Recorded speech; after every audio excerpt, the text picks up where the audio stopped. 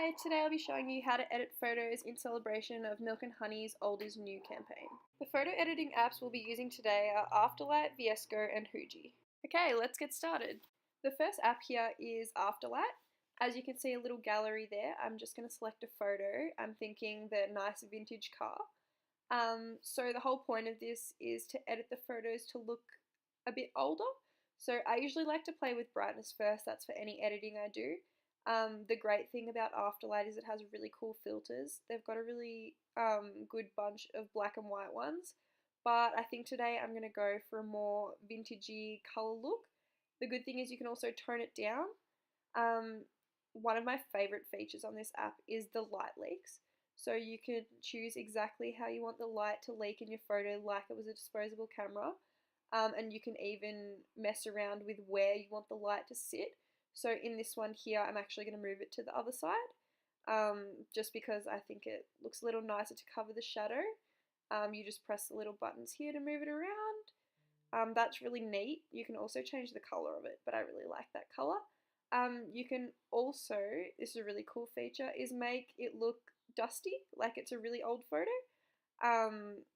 I like this one with a little crack in it, and I'll tone it down just a little bit as well so that it's not overpowering in the photo. I actually love the way this one's turned out. It's super easy to save on the app as well, and this is the comparison. So the next app is Viesco. You can see the little studio here with the photos I've got to choose from to work with. I'm going to go for another vintage car vibe.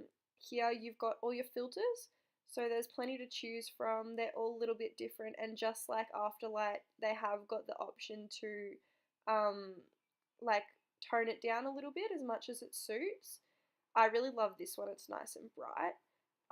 Then you can look at all the options they have, such as fade, which is really good for making it look a bit older. Also adjustable, and then grain really like tops it off. Like, this is my number one tip to making photos look old, is put grain on it. Just to adjusted the fade there.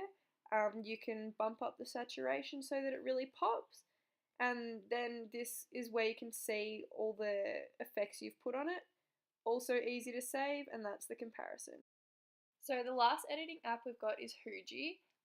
It sort of works just like a disposable camera. You look through the little viewfinder and have a look. Then you take photos with the button on the side, and it pretty much just edits it for you. You don't exactly know what you're going to get. There's a little old school date on the side.